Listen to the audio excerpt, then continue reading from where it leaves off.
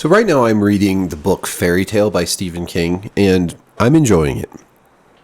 I have my typical complaints with some Stephen King novels, which is that sometimes he's a bit wordy and it almost feels like it comes so easy to him to just be prolific and write that it's not edited as well as it could be. But overall, he has a gift. Clearly, Stephen King is a phenomenal outputter of stories.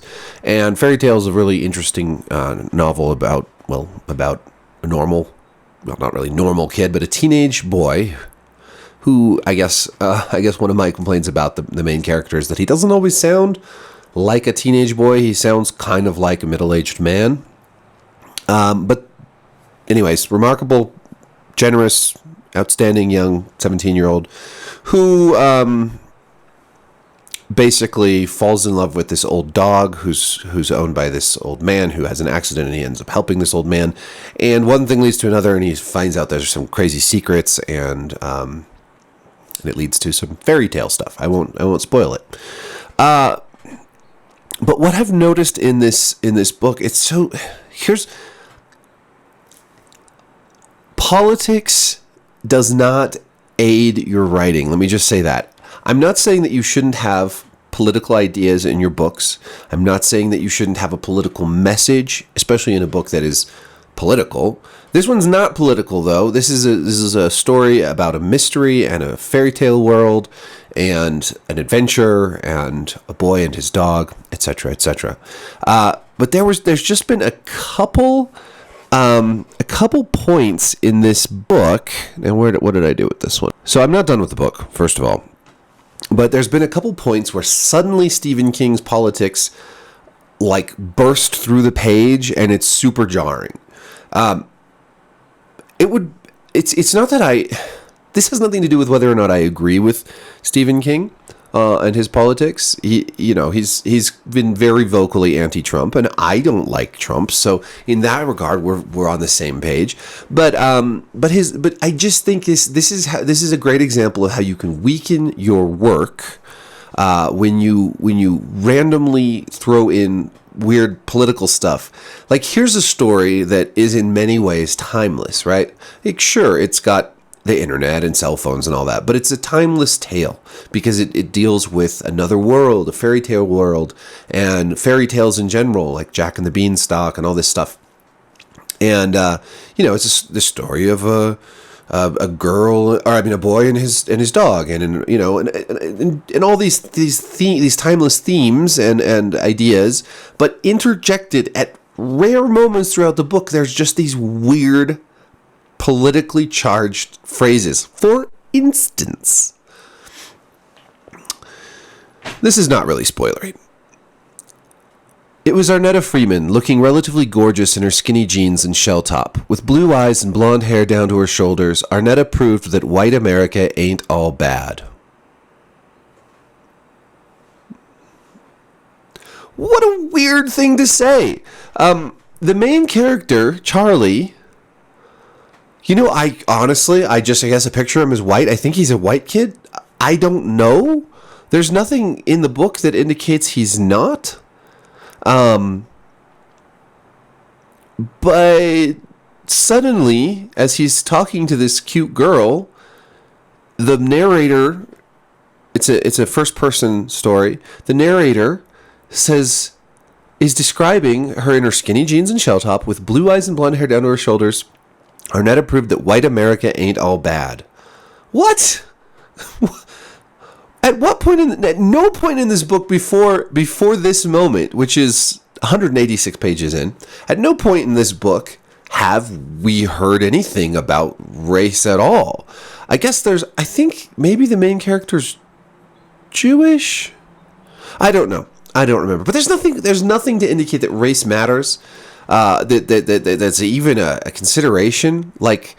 It's just suddenly out of the blue this weird commentary,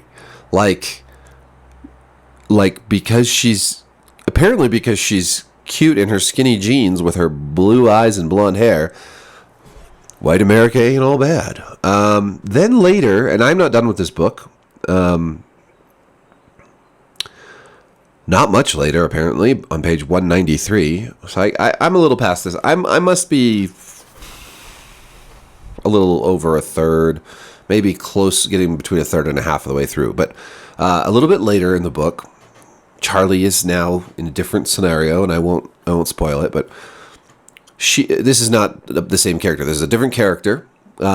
This is a character who can't speak, so she's using like she can make sort of sounds, but she can't speak. So she nodded and then made a gesture I knew well.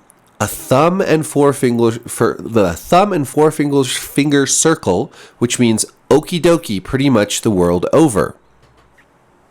Now in parentheses, except I guess in certain rare cases where imbeciles flash it to mean whites rule. This is such bad editorializing on King's part. Like, you're describing a character who makes the okie dokie sign, or the okay sign, or whatever. Clearly, in the context of this, because now we're in a fantasy setting. In the context of this, she's saying okay, like, and you say, oh yeah, that means okie dokie, pretty much the world over. You could cut the next line completely, and you wouldn't think twice. It would just be like this woman, this character, this strange woman who can't really talk, making an okay symbol. But King inserts this bit about how imbeciles flash it to mean whites rule, because, like, there was that whole thing of like, this is like a white supremacist symbol, which, like, okay, I think that's such a weird, like, modern, very, very niche political, sociopolitical thing. Like, most people, when they see this, they think it just means okay. I mean, most people who make this emoji or any whatever, okay, cool, gotcha. It's like thumbs up, double thumbs up, okay, woo. At no point in this story do either of those statements add to it in any way, but both times I'm just taken right out of the book.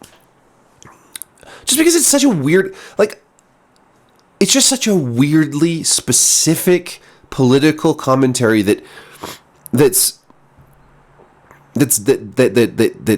the story, like, that draws you right into, like, this weird, like, all of us, like, it would be like if suddenly he went off on a little rant on Trump or something right in the middle of this fairy tale story that has nothing to do with politics. And this comes back to sort of what I talk about sometimes when people say, oh, keep your politics out of our video games or whatever. I don't want to keep politics out of art. I don't want to keep politics out of stories. Like, a good political thriller, a good, like, you've got, plenty of games, like a lot of the Tom Clancy games, whatever, they're going to have political themes and stories. Politics in art, in video games, in movies, in books, all of that is fine. Some of the best movies out there are very politically charged, like, I don't know, like Schindler's List, right? That's pretty anti-fascist, right? But to just insert, like, little, like, the author's political, like, notations almost into the text, into the story, it just weakens it. It's, this is not a story that needs any sort of political notation, any sort of, like, it's almost like Stephen King is reminding his readers that he's on the good guy team. He is one of the good guys. He's not a racist.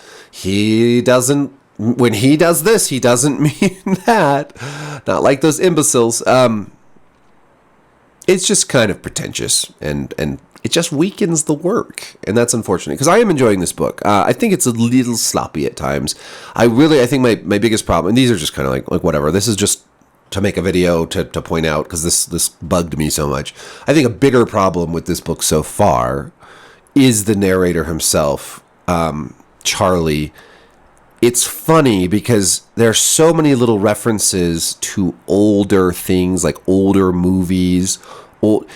It really feels like Stephen King is writing a story about a teenager that grew up several decades earlier, but then puts this teenager into a modern setting.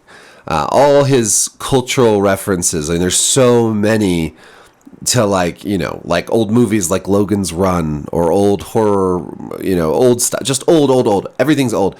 And it's like, I don't know. Like, that's maybe some teenagers who are like really into older things, that makes sense. But there's no indication that this character is actually that's actually a good characterization of Charlie, rather than that's just like Stephen King being out of touch with what's hip and cool now, what kids are actually watching now, what they're into. Not to say that teenagers never watch like old movies or anything, but it's just it feels very disjointed. Like King feels out of touch here in his his whole everything about this kid feels like it was plucked out of the 70s or something, the 80s, and put into the 2000 teens, whatever. I don't remember exactly the time period here, but it's, cell phones and internet, so it's modern. That to me, some of the ways that he talks, some of the phrases he uses, he just feels like, he doesn't feel like a teenager in a modern setting. He feels very, very, very out of place.